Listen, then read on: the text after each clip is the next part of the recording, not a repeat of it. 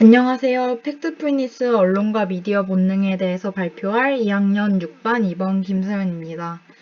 우선 발표 내용에 대해서 소개하겠습니다.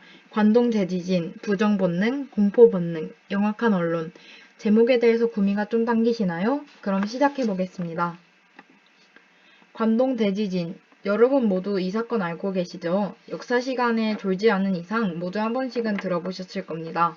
관동 대지진은 1923년 9월 1일 간토 시즈오카 야마니시 지방에서 일어난 대지진으로 수십만 가구가 무너지거나 불에 탔으며 수백만의 이재자와 10여만 명이 넘는 사망자 및 실종자가 발생하였던 비극적인 사건입니다.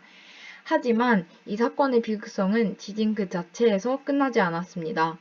조선인이 우물에 독약을 집어넣었다. 방화하고 폭동을 일으키려 한다. 이런 유언비어를 일본 정부에서 퍼뜨렸습니다. 이는 실제 일본의 언론을 통해 퍼졌으며 일본 민간인의 부정본능과 공포본능을 자극했습니다. 그리고 이는 일본인들의 조선인 무차별 사례로 이어지죠. 여러분은 고주행, 고주센의 발음을 정확하게 할 수 있으신가요? 아무래도 본토 사람의 발음과 이방인의 발음은 차이가 나겠죠. 일본인들은 조선인들이 이런 발음에 취약하다는 점을 이용해 조선인을 판별하고 무려 6,000명의 조선인을 살해합니다. 제가 이 사건에서 언급했던 공포 본능과 부정 본능에 대해 더 자세히 알아보고자 합니다. 우선 질문을 드리겠습니다. 지난 20년간 세계 인구 비율은 어떻게 변화했을까요? 1번 거의 2배로 늘었다. 2번 거의 같다. 3번 거의 절반으로 줄었다. 정답은 바로 3번 거의 절반으로 줄었다입니다. 하지만 대부분의 사람들은 1번 또는 2번을 답으로 선택했습니다. 왜 이런 결과가 나왔을까요? 전 세계는 20년 전만 해도 인구의 29%가 극빈층이었지만 이제는 그 비율이 9%로 줄었을 정도로 크게 변화했습니다. 오늘날에는 거의 모든 사람들이 지옥을 탈출했습니다. 그러나 우리는 우울합니다. 우리는 여전히 텔레비전에서 극빈층을 보고 아무것도 변한 것 같지가 않습니다. 하지만 아무도 모르는 사이 수십억 인구가 극빈층을 탈출해 소비자와 생산자가 되었습니다. 이런 희망적 통계를 가지고 우리는 도대체 왜 세계가 점점 나빠진다고 얘기하는 것일까요? 여기서 반영됐던 우리의 본능은 바로 부정 본능입니다. 좋은 것보다 나쁜 것에 주목하는 본능이죠. 이 본능의 원인은 세 가지가 있습니다. 첫 번째, 기억은 과거를 미화하기 때문이다. 두 번째, 언론인과 활동가들이 사건을 선별적으로 보도하기 때문이다. 세 번째, 상황이 나쁜데 더 좋아진다고 말하면 냉정해 보이기 때문이다입니다. 사실 부정 본능을 가장 확실하게 확인하고 싶다면 인터넷의 댓글들을 보면 됩니다. 특히 정치나 연예인, 스포츠 기사의 댓글들은 부정 본능의 끝판왕입니다. 칭찬은 드물고 비난은 넘쳐나죠. 미디어들도 좋은 소식들보다는 안 좋은 사실들을 보도하지만 이것은 부정 본능 때문이지 세상이 절대 점점 나빠지고 있기 때문이 아닙니다. 이러한 뉴스 등의 미디어의 특성으로 인해 세상에 대한 부정적인 인식을 가지지 않도록 경계해야 할 필요가 있습니다. 실제로 세상은 나아지고 있더라도 점진적으로 나아지는 경우 중간중간 문제가 나타나는 건 당연지사입니다. 뉴스는 이러한 문제들에 대해서 보고를 할 뿐 나아져가는 부분은 캐치하지 않습니다. 또 과거의 아픔이 퇴색되면서 과거를 추억으로 만드는 과정에서 미화가 되는 경향이 있고 이러한 인식작용에 의해 세상이 나빠진다는 판단을 할 수 있습니다.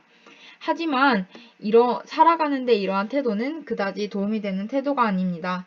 그렇기에 우리는 이를 예방하기 위해 세상에 대해 좋아지는 쪽, 감사하는 쪽을 자주 생각하여 균형을 맞출 수 있도록 해야 합니다.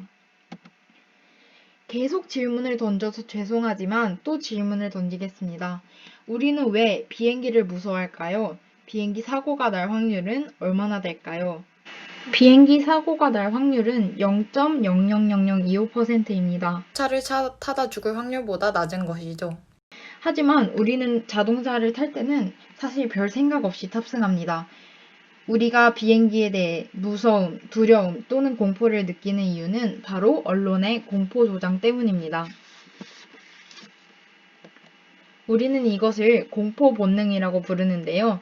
공포는 생존이나 다른 문제에 있어 유용할 수 있습니다. 단 실제로 위험한 것에 공포를 느낄 때가 그렇습니다. 공포는 우리가 가장 무서워하지만 위험하지는 않은 것에 주목하게 하고 실제로 매우 위험한 것은 외면하게 합니다. 예를 들자면 이런 경우가 있죠. 자연재해, 항공기 사고, 살인, 방사성 물질 유출, 테러 같은 사건 중 연간 총 사망자의 1%를 넘는 경우는 없지만 이런 수치는 공포 본능이 우리의 관심을 얼마나 왜곡하는지 잘 보여줍니다. 공포 본능에 대해서 흥미로운 이야기를 하자면 공포 본능은 워낙 강해서 전 세계가 협력해 위대한 발전을 이루는 계기가 될 수도 있습니다. 그러나 동시에 해마다 4천만 대의 무사고 비행기가 우리 시야에서 사라지는 원인이 되기도 합니다. 철사로 죽은 아이들 33만 명이 텔레비전 화면에서 아무렇지도 않게 사라지듯이 말입니다. 언론의 영악함은 100년 전 일본의 악용 사례에서도 있었지만 지금 우리에게도 나타나고 있습니다. 비행기 사고를 예로 들겠습니다. 여러분, 보통 비행기 사고가 났다고 하면 몇 명 정도가 사상을 당했다고 나오나요? 1명 또는 2명 본 적 있으십니까? 사실 실제 경우에는 있습니다. 1명, 2명이 사망하는 경우가요. 단지 언론에서 100명이 넘는 경우만 반복해서 보도할 뿐이죠.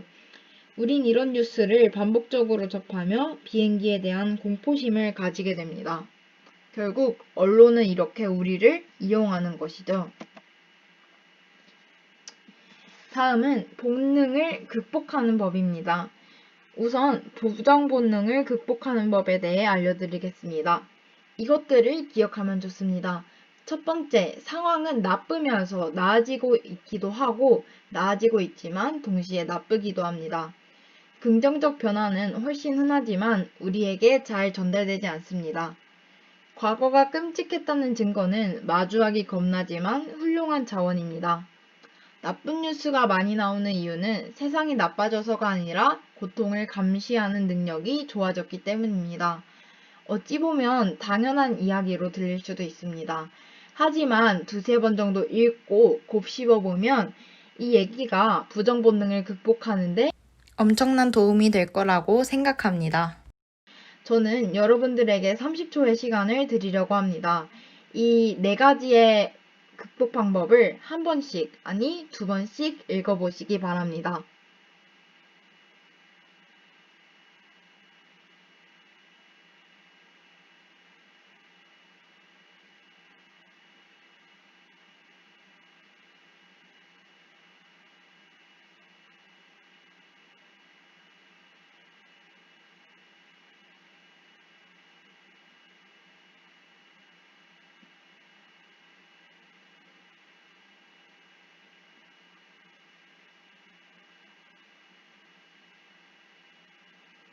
다 읽어보셨죠? 그 다음은 공포 본능을 극복하는 방법에 대해서 알려드리겠습니다. 우선 실행하기 전에 진정하라. 이 말이 전 가장 기억에 남았습니다. 실행하기 전에 진정하라. 가끔 생각해보면 무언가를 실행하기 전에 너무 흥분하거나 공포에 떨은 적이 있지 않나요? 전 그런 경우가 좀 많아가지고 후회도 굉장히 많이 했었습니다. 너무 당연한 말이기도 하지만 실행하기 전에 진정하라. 이 말을 기억하면 공포 본능을 극복하고 더 좋은 결과, 내가 이루고자 했던 걸 꼭 이루게 될 것이라고 생각합니다. 공포 본능을 억제하려면 위험성을 계산하라. 위험성을 어떻게 계산할까 궁금하시죠? 위험성은 실제 위험 곱하기 노출입니다. 어떤 대상의 위험성은 우리가 느끼는 두려움이 아니라 실제 위험과 그것에 노출되는 정도를 합쳐 결정합니다. 그래서 실제 계산해보면 아까 비행기의 사례를 예로 들자면 0.00025%라는 가능성에 저희가 공포를 가져야 할 이유는 없다고 생각합니다. 하지만 우리는 이 노출이라는 걸 배제한 채 계산해버리는 거죠. 그래서 비행기는 엄청 위험하구나 이렇게 생각해는 오류를 범하게 되는 것입니다. 그렇게 우리는 언론이 이 비행기의 위험성을 얼만큼 노출하고 있는가를 한번 생각해 보아야 합니다. 다음은 공포 대 현실입니다. 세계는 실제보다 더 무서워 보입니다.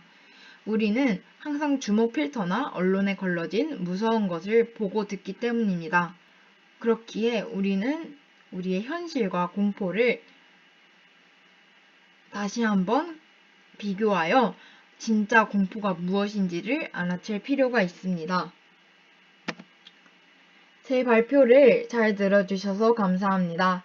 제 발표가 여러분의 공포 본능과 부정 본능을 극복하는데 그리고 그 이해를 돕는데 도움이 됐으면 좋겠다고 생각합니다. 감사합니다.